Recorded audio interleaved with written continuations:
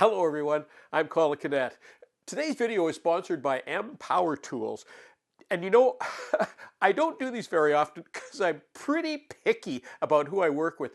But when I find a tool, in this case a jig, that is really well thought out and really good quality, I really want to share it with you. So let's have a look at this little jig.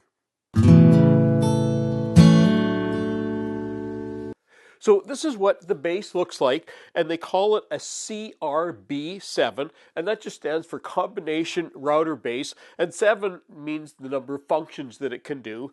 And this little part right here is kind of the heart of it. It's the micro adjustment wheel. But let's have a look at some of the functions that you can do with this. Today I'm going to show you some of the functions that you can use this router base for. A couple of versions of edge trimming, because that's a really popular thing to use a router for.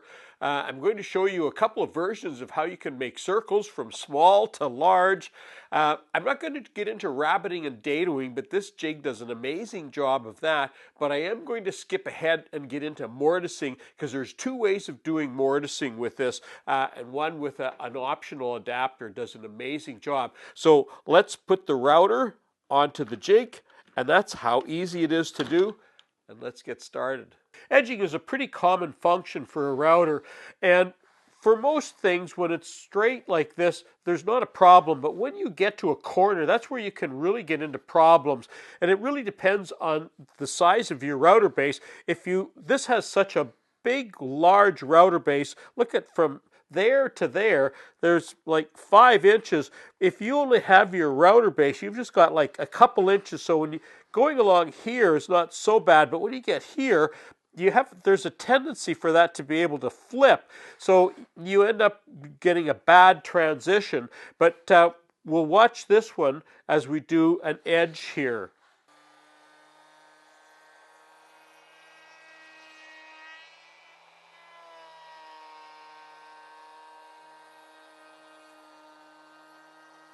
There we go, we got a perfect transition from the front to the side.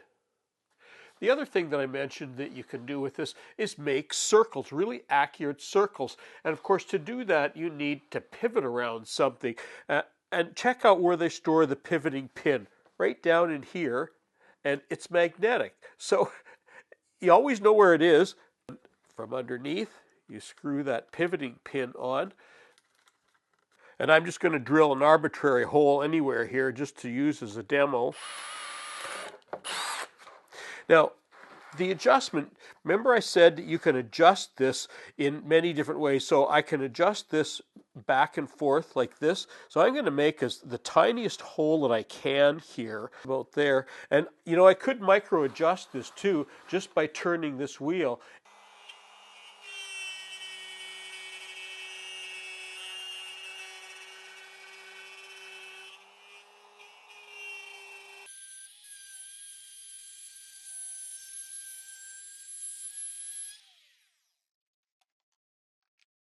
Jig also does much bigger circles as well.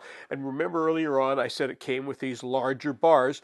Basically all you do is screw in one of these bars or 2 of them. You can, if you notice in the end, there's threads there, so you just put it in there, and you can put the other one on if you want as well, if you're making really large holes or circles. And there's the little pivot thing, and I've already attached it to the board here just to demonstrate it for you. So you put that bar through there, and now you can set that at whatever length you want and fasten that down. And because that screw is just a little bit loose in there, it pivots. So now you can make arcs or circles. I mentioned earlier that there are 2 mortising pillars also included, and I'm just going to show you how those work. So we're just going to slide the router back a bit so that I can undo the screws on these, because they go through the little holes here. So the way this jig works is you set it on your wood and you twist it clockwise so that the pillars line up against the wood, because that's what's going to support it. Then you align your router bit roughly, but then you can also fine tune it, and I'm going to move that back a little bit because I'm a little bit out of adjustment. And that's it right about there.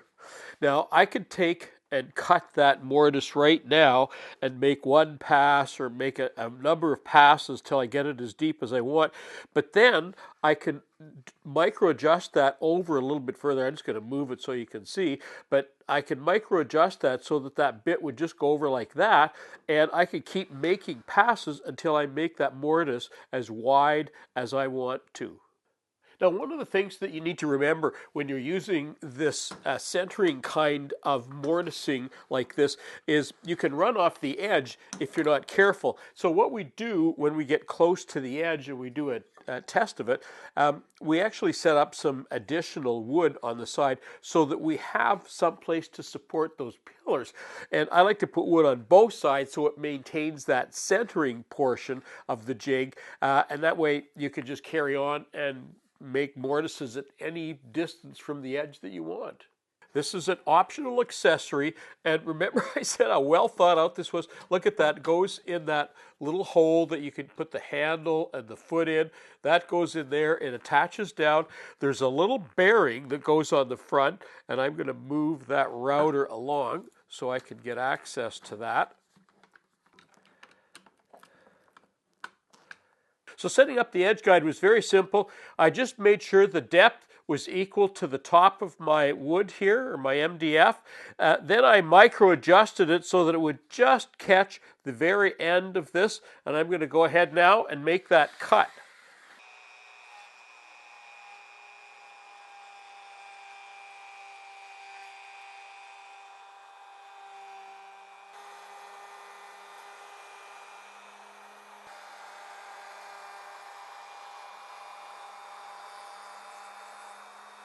There, you can see what it's an absolute perfect cut.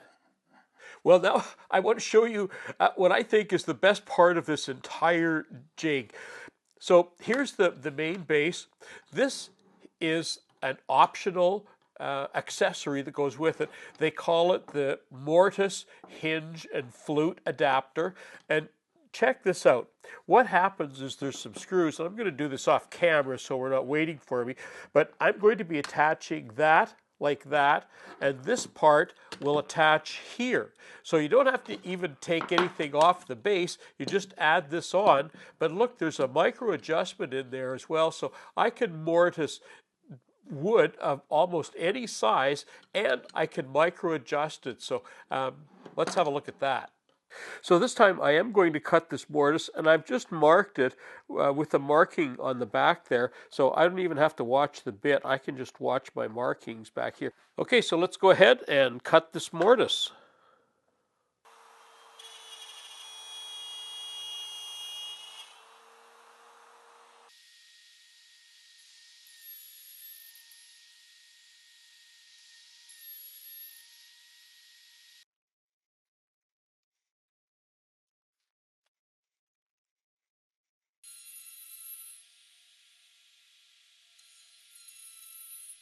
Well, and there's my mortise. Clean out some of the fuzz in there, and it looks good. I think my alignment here wasn't quite the same.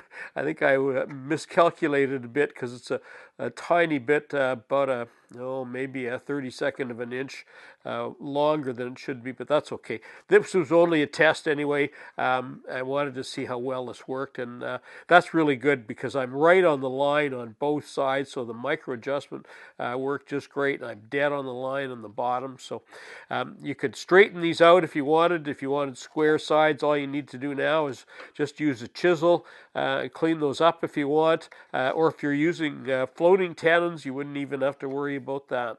Well, that concludes my video today on the combination router base. And of course, there'll be an article on WoodWorkWeb on this. And you know, I've never seen, there's nothing else like this that I know of on the market that's as versatile, as rugged, and as well thought out. This is an amazing little tool. Somebody should be quite proud of all the work they did putting into this. Might be something for you to check out sometime. I'll put the links in WoodWorkWeb. I'm Colin Canet. Thanks for watching.